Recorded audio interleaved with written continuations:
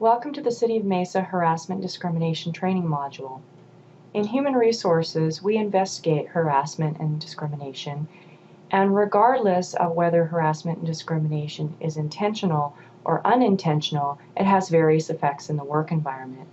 Those effects can include low morale, decreased productivity, and it also affects how we deal with customers. Today we're going to talk about some of that inappropriate workplace behavior and what to do if you're ever faced with it here at the City of Mesa. Let's start by looking at our course objectives for today. By the end of this training, you should be able to do the following. Have a solid understanding of unprofessional behavior and its definition. Be able to define illegal harassment and discrimination according to the Equal Opportunity Employment Commission's definitions. You'll have the ability to identify appropriate and inappropriate workplace behavior through several examples we'll cover.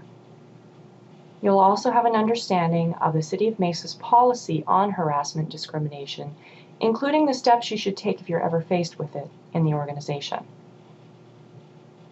You will also have an understanding of a supervisor's duty to take action in the workplace when harassment and discrimination is occurring. And finally, you'll have an understanding of retaliation as defined by the law and the City of Mesa's policy.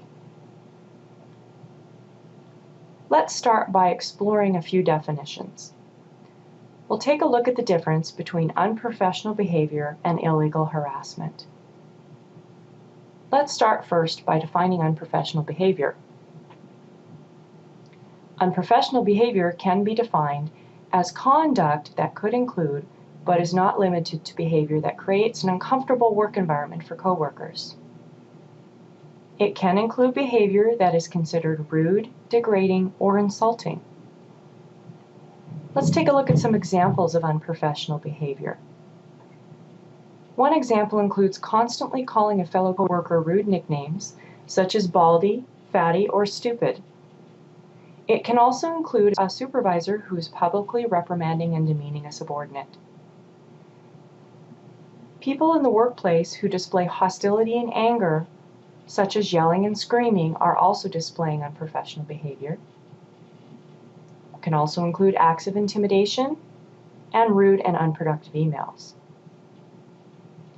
Some further examples that are included for field employees: using profanity toward peers, crew leaders, or in front of customers. Disrespectful behavior toward female coworkers in the field, such as crude remarks or bathroom humor. And finally, excessive ridiculing and teasing, either out in the field or during crew meetings in the morning and late afternoons. Although unprofessional behavior is not considered illegal by federal law, it is still prohibited here at the City of Mesa by several items, including personnel rules, which is Section 510B2 and 3, Standards of Conduct, and by the Professional Conduct Management Policy, otherwise known as the Ethics Policy, Management Policy 354. If you're faced with any unprofessional behavior in the work environment, any complaints can be filed through your Human Resources Analyst. There is an analyst assigned to each of your departments, and you can find this information located on the Mesa intranet inside Mesa. Your supervisor and your HR analyst, should you choose to go to your supervisor, will work together to resolve the issue. We've examined unprofessional behavior. Let's take a look at another couple of definitions. First off, we'd like to show you a definition of illegal harassment.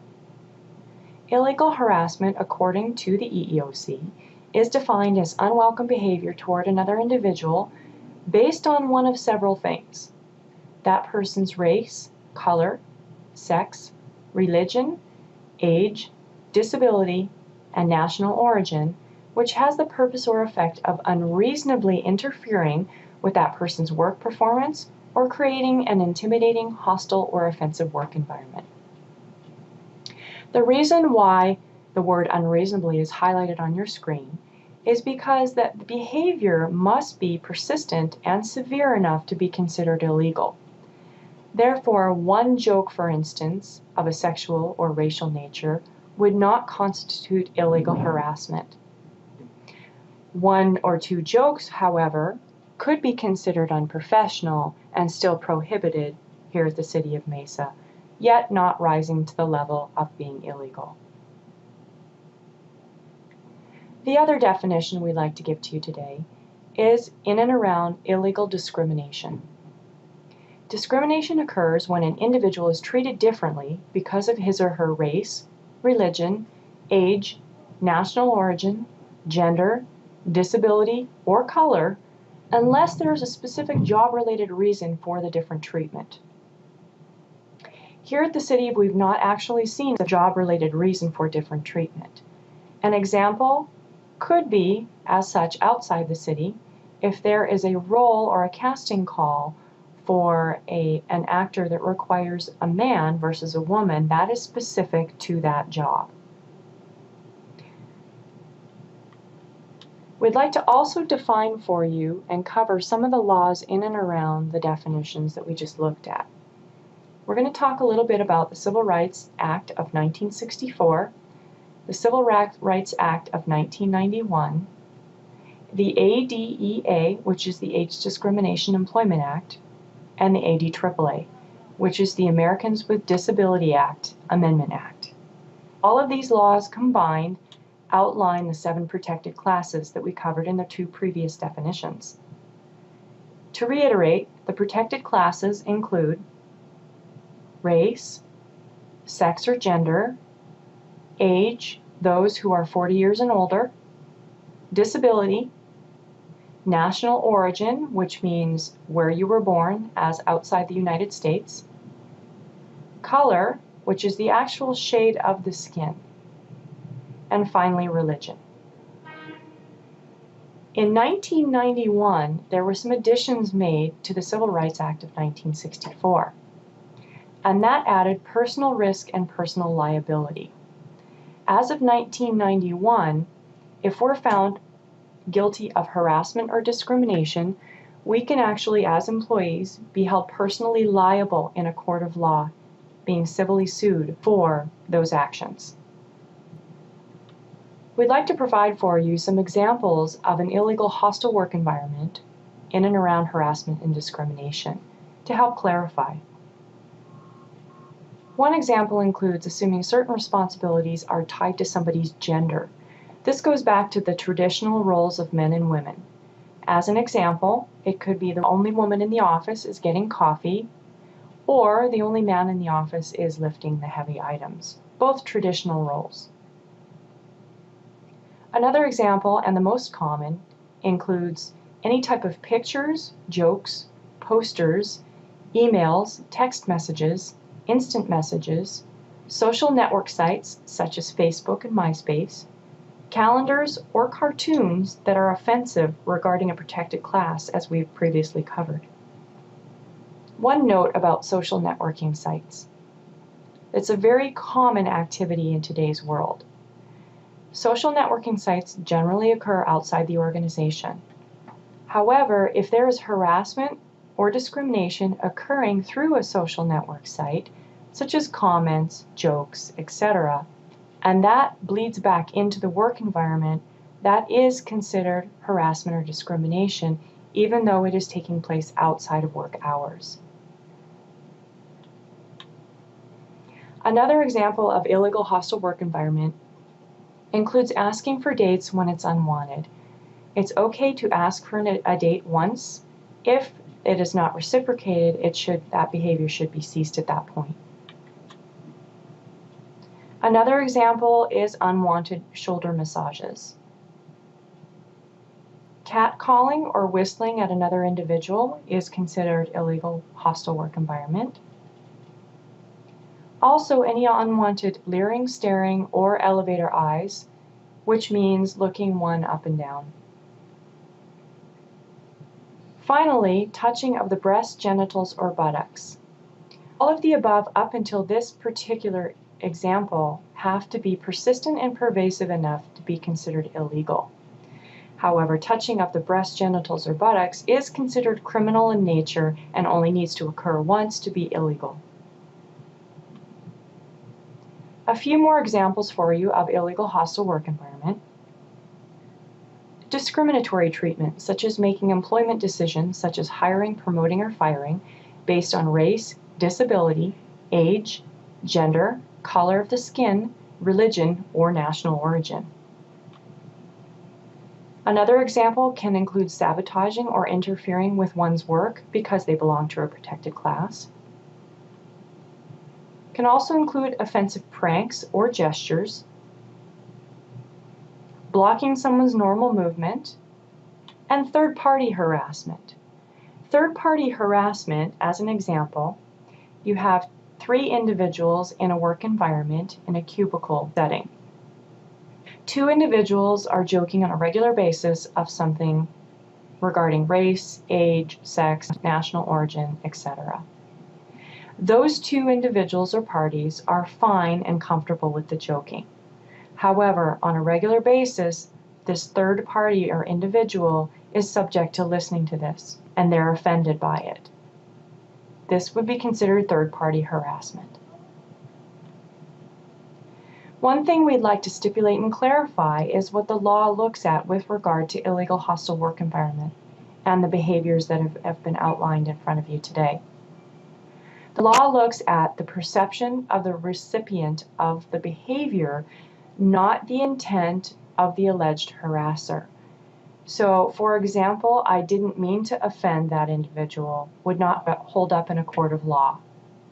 The law only looks at the perception of the person, not the intent.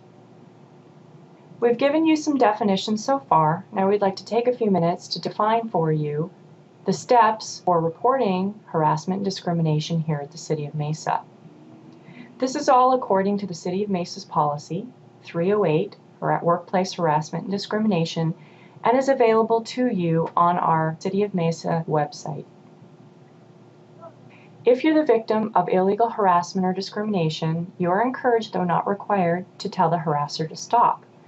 The reason why the law does not and policy does not require you to ask the harasser to stop is the person behaving in the manner may be a person in a position of power, and an individual might not be comfortable approaching that person. Therefore, it is optional. However, we do encourage it because if a person generally is made aware that their behavior is offensive, for the most part, the behavior does cease. If you're a victim or a witness to harassment or discrimination in the work environment, you can make a complaint in various ways. The first way is to make a complaint verbally, and that's by reporting it to someone in your Human Resources Department. That can be anybody you're comfortable with, your Human Resources Analyst, somebody in Human Resources Training, or even the HR Director. You can also report it in writing by completing the Workplace Harassment and Discrimination Complaint Form. This is included in Management Policy 308, which is on Inside Mesa, City of Mesa intranet site. You would complete that form and turn it into either your supervisor, your department director, or Human Resources. All employees, including the police department, will use this reporting process. Whether a complaint is made verbally or in writing through the complaint form, an informal intake will be conducted by the Human Resources Department to determine the best course of action. Some of the complaints we do receive may be of an unprofessional nature and some of an illegal nature, those which would be handled somewhat differently. Basically, we're looking through the complaint to figure out if a formal investigation is warranted based on the information. If you're unsure on which course of action to take with regard to reporting this information, just contact anybody in Human Resources and we would be glad to partner with you and help you through this situation. Next, we'd like to take a few minutes to cover with you duty to act. As a supervisor or leader in the organization, you have a legal right to take action when you see harassment or discrimination. Specifically, the law outlines that supervisors must take action when they see harassment or discrimination, hear about it through the grapevine, or have it reported directly to them. In addition, supervisors must take action regardless of the wishes of the complainant. Sometimes as a leader, you will have an employee come to you and say, I have to tell you something or I want to explain something, however, I don't want you to do anything about it. As a leader for the organization, you must instruct the employee that you are required by law to take action if it falls under harassment or discrimination stipulations.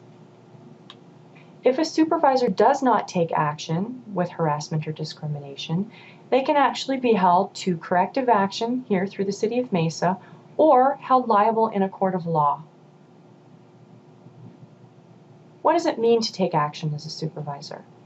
Number one, it means intervening immediately if the situation is severe.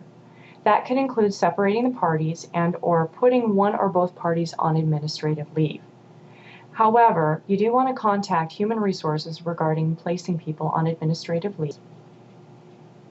Number two, as a supervisor, you want to document the instance and put it in a workstation file for that employee. Then finally, you want to report the issue to Human Resources either verbally or by completing Management Policy 308 complaint form. Just documenting the instance and placing it in a workstation file is not enough. You must intervene, document it, and report it to Human Resources according to Management Policy 308. If you do these three simple steps, you will be doing your due diligence in taking action on harassment and discrimination as a leader for the organization. Next, we'd like to take a few minutes to discuss retaliation as it's defined by federal law and Management Policy 308. Retaliation is defined as the act of firing, disciplining, or any action taken that adversely affects the status of an individual's employment because they've raised a complaint or participated in an investigation. A few examples of retaliation include, but are not limited to, open hostility to the complainant, witness, or others involved, being excluded or ostracized because you've been involved in an investigation, if there's bantering, digs, or unprofessional remarks about you or others involved in the investigation, if you're being assigned demeaning duties because of your participation in the investigation. Examples of retaliation also include patronizing behavior, discriminatory treatment, subtle harassment such as being picked on, having your duties assigned to other employees as a way to squeeze you out, and unreasonable work assignments and deadlines. If you have any questions regarding what we've covered today, harassment, discrimination, unprofessional behaviors, the steps involved in reporting this type of behavior, duty to take action, and retaliation, please contact Human Resources through your HR analyst or Human Resources trainee.